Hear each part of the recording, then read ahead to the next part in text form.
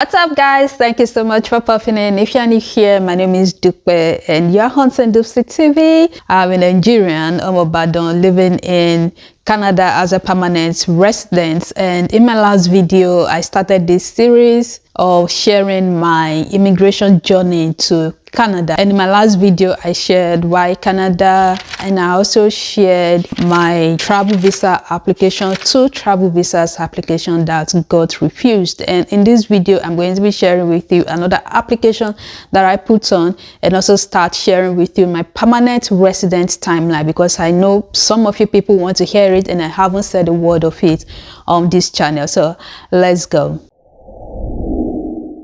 Guys, after that second refusal, someone told babe, like, I think you guys are applying for a wrong visa. Since we are not married, we should apply for open work permit for spouse instead. And if you have a partner in Canada, either student or a worker, your spouse that is outside of Canada can apply for open work permit for spouse, and then you go and pray that you get approved. But the point is, there is that pathway for your spouse to come to Canada and also work. So we're like, okay, that really looks cool. So I went on Outland. I read every single thread, every single page that is on the spouse open work permit thread on Outland. I think it was about 100 pages or so. I put down everything that I saw that people put down and said, okay, this worked for them, this didn't work for them. I put every single thing down. All the things that we needed to do, all the documents that we needed to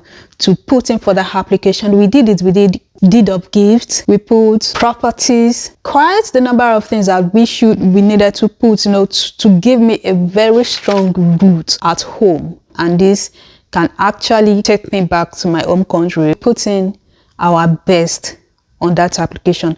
That was like the most tightest application, okay, that we put together. Talk about job that would take me back home. For that second TRV visa, the invitation for me to be present at his graduation, okay, one of it was ties in Canada. I'm his wife, they should let me in, but there's a way they put that refusal down, and we're like, okay, what's the meaning of this? Is it because I didn't change my passport?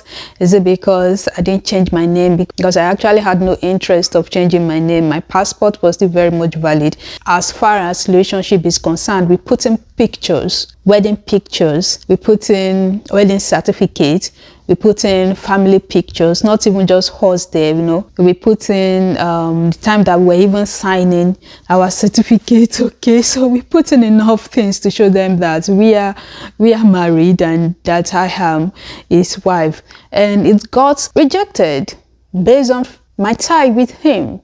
And in my head, I'm like, what's the problem? But then thinking about it now, I think their own reason is, okay, you guys are now husband and wife. Once you apply, once you said you want to come and greet him, liar.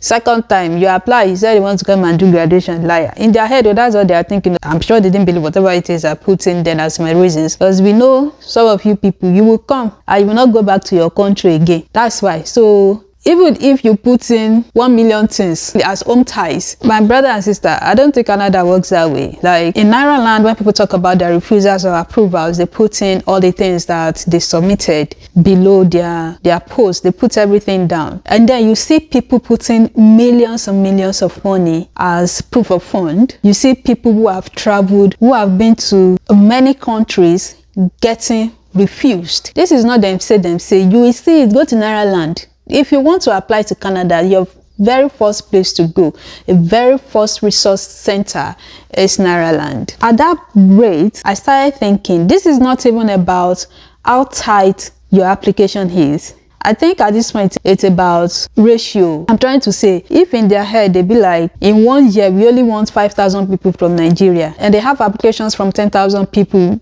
what is going to happen to the rest of 5,000? Do you understand what I'm trying to say? There was someone that I saw his post and he was like, oh, he submitted application for his wife, open work permit. They didn't put anything in his wife account. They didn't even have a job to start with. Maybe a shop or something. And they had just 40,000 naira in their wife's account, and some people are putting in millions of naira in their account and they are getting refused. This person put in the most basic application ever and they got approved. During my TRV, I put in the basic application ever and it got rejected. Was it because I didn't change my name and all of that? Was it that? So we just decided that, see, let me just change the name on my passport. Let me just go and do change of names. It took me about 2 months or 3 months to get my passport. I put in another application for open work permit. It was so tight, it was really good. We were so sure that this kind of application should never be rejected. When you're submitting for open work permit, you know you're going to do medical exam. Unlike TRV, you don't need medical exam for that. So I did medical exam, I uploaded it. If you've done biometrics in the last 10 years, you don't have to do it anymore. Okay, you just have to submit the one that you have. And you know, I've done biometrics since the first application in 2018. That's just the only biometric slip that you're going to put in again for whichever application that you are putting in for. So I put that biometric application. I let them understand that I have changed my name. I wrote a letter in that my application letting them know what has changed in my circumstances. I let them know how I have worked on the previous refusals, what I have done better this time around, you know, because they tell you that you need to address the previous refusal. So I addressed everything. I wrote a whole letter. They also talk about how you plan to live, or no funds and all of that while you are abroad. I let them know my husband is there, my husband is working, I'm going there, I'm also going to work, and I have this amount of money with me. So even with the money that I have with me, I can travel and return and still sustain myself for a while, you know. I put everything in there. I explained every single details as I saw it in Naraland, explaining my situations, explaining how I'm going to survive in that Canada, explaining how I got all the money that I had with me. As it was going to like 1 month that I didn't hear anything from them, 2 things stood out during that period. One, they did not upload my medical, and second, they did not update my biometrics. So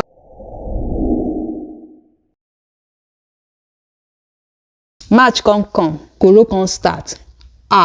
And let me tell you something. At the time that I submitted the application, I was in Cotonou in Benin Republic. You have to put your current location there when you're submitting if you're not in your home country, you know. You have to put it there. And that application went to Ghana office or something. And timeline for Benin Republic is like 30 days. And going to 30 days, we didn't hear anything from them other than saying, okay, application gets delayed, but there's going to be movement in the application when it's getting closer to the end of the timeline. So we were just waiting for that Koro can start. Everything can't go down. Canada now started saying due to coronavirus, any little thing due to coronavirus. The application that I thought would finish by March, I had nothing. April, I had nothing. No, by March, I was back in Nigeria. I sent them a mail and told them, you these people, I don't know what you are doing anyway. See, me, I'm back in my home country. Whatever you want to do, just let me know. I'm back in Nigeria. So I was constantly in communication with them. I would send them a web mail and tell them that my medical and also my biometrics, and then you will get this auto response that due to COVID they are working with reduced staff. Nothing. I had nothing from them. And at some point in time they came up with priority for people that have immediate, you know, family member of people that are living in abroad, and you have to send them a mail, you know, to request for you to be able to travel. Now, I put in that mail, I sent a mail telling them that I have my husband in Canada. It has been a lot of months in this Koro era, and he is the only one in Canada. He doesn't go out. Nobody is able to go out. We all know how tight, how serious Koro was in 2020. It was really, really bad. I know it affected a lot of people's mental health, including some of you that are watching me. You know, for someone that was home alone, working from home, before Koro was going to the office, so he could step out, see his colleagues. But after the Koro thing started, he was just home alone by himself. It was really, really getting at him. You know, during that period, I was so scared. And I think that was a period that I put in that mail that this is what my husband is going through. He also put a letter there that this is what is going through. They should, look into my application. And then they refused that. They said no. I didn't stop letting them know that they haven't updated my biometrics and they haven't done anything to my medical. I submitted in February, March, April, May, June, July, August, September, October.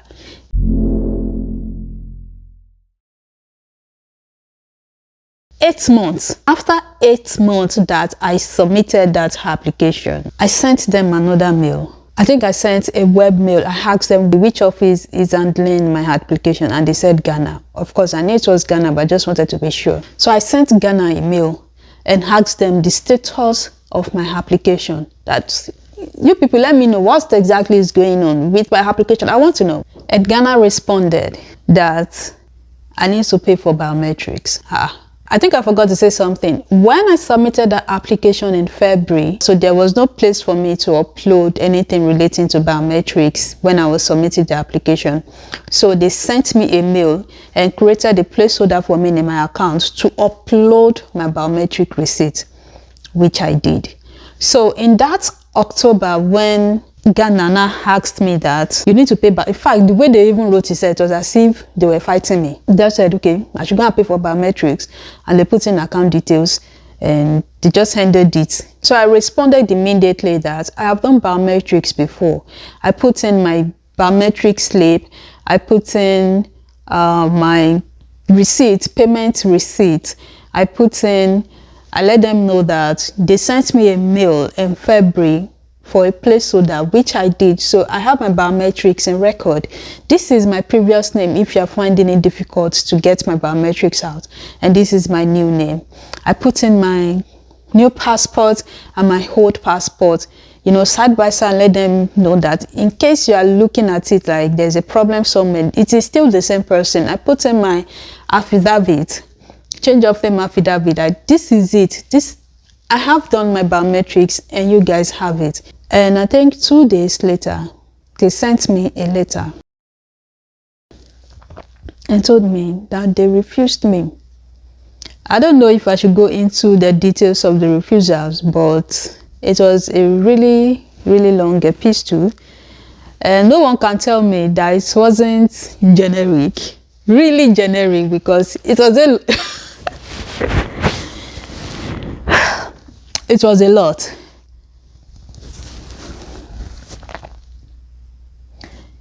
It was a lot. They said they are refusing because there's no job prospect in my country. They are refusing because they do not think that I will return. They are refusing because they do not think I have enough fund to return to Nigeria. And when I checked the letter, they addressed the letter to the address I put in Benin Republic. Guys, remember that I sent a mail telling them that I have changed my address. They did not work on it. They did not acknowledge that mail. Obviously, they did not do anything on my application. When I saw the list of the refusers, I was so sure, like they didn't work on my application. So because I was so angry at that period in time, I wasn't even pained. Like unlike before, I would probably cry, but I was just laughing and angry and pissed. I was just like, babe, just order for GCMS notes. Let's actually see what is in this GCMS notes.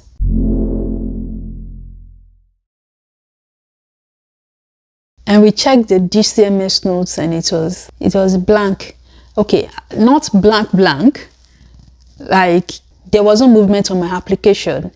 In the GCMS notes, they were saying my biometrics, and okay, they said I didn't have biometrics, I think.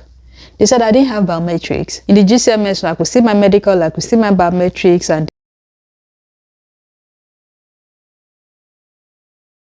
they put in this long list explaining themselves why they refused me, based on section so of subsection so. They wrote a really huge epistle, which was generic. It wasn't like the officer took his time to look at it and explain the actual reasons for refusals.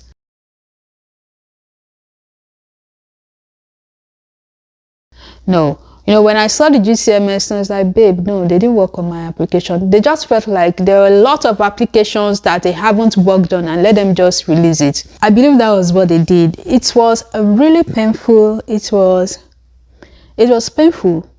But then I was more hungry than pained. I was like, why did you have to take 8 months to refuse this application? Like, why? If you wanted to refuse this application, you should have refused it a very long time ago. If you're going to come up with all of these reasons, you should have done it a very long time ago. You made me wait for 8 months to get a refusal on work permit, a temporary visa, not permanent visa, a temporary visa. I know some people have put in application. I know some of you might be watching me right now. You put in application, you've got it refused on some reasons that you do not understand. Ross, it's not only you. It's not only, they did it to me too. My journey to Canada wasn't all that rosy. I know most people be like, oh, this person has posted those, he has gone to Canada. You don't know how long these people have been on it. You don't know how much money they've spent. You don't know the emotional issue they had to go through. It's a very harrowing experience.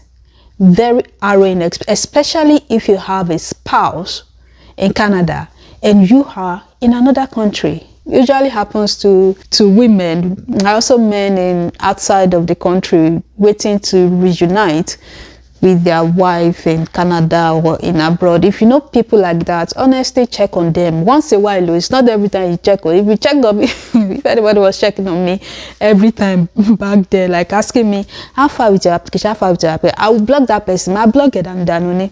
But you know, once a while, maybe once in 2 months, just ask them, how's it going? It's a very depressing situation, and it took me a lot of effort not to, you know, bury myself in an imaginary hole totally, because each time you try to get energy to get up, your situation comes around again and be like, I'm not supposed to be here. My life is standstill. Even if it's not going to be rosy for me where I'm waiting to go to, but this is not the life that I want to live right now. I'm not supposed to be here. I'd rather be there and, you know, struggle to get it rosy, because that is where my mind is at that period in time. Check on people once a while. I know most people will be like, how are they not doing? How is Konji doing them? You guys don't understand. It is not even about the sex. As far as I'm concerned, sex is the least of the issue. My issue was that I want to start living together so that we can start planning our life the way that we plan to go through it. And I remember looking for someone to talk to, because it was just myself and my husband. This lady, Lola Black official on YouTube, you know, I just went to her Instagram and just poured all my wahala. You know, I just poured everything on her head. I just wanted to talk to someone apart from my husband, and it really helped, you know, it helped a little. So if you're going through it at this point in time, look for someone that you can talk to. That's the most important thing, I believe, even if it's not going to help that much, but at least you have someone else that you are sharing it with. So that October, we put in for our permanent resident application. For the most part of it, my husband was a student and also he became a worker, and you are wholly eligible to apply for permanent residence after 1 year of working. We submitted our application in October, and then the journey of 11 months, what did I say? The journey of 12 months started. The journey of 1 year. The journey of 1 year, 12 months started. We didn't see that coming. We thought it was just going to be 6 months. We didn't see that coming. So in my next video, I'll be sharing with you the timeline, the real-time timeline of our application. I said real time because at some point in time, I got my phone out and I started recording as a therapy, okay, because I was losing my mind, so I started getting my phone out and I started recording. So I'm going to be sharing with you those footage. They are raw footage of my experience. I'm a little bit shy to share them, but you know, we have to share it to give this video a little bit of credibility. If you watch this video to this very moment, thank you so much for watching. I hope I'm not talking too much, but in my next video I'm going to see you. Bye y'all.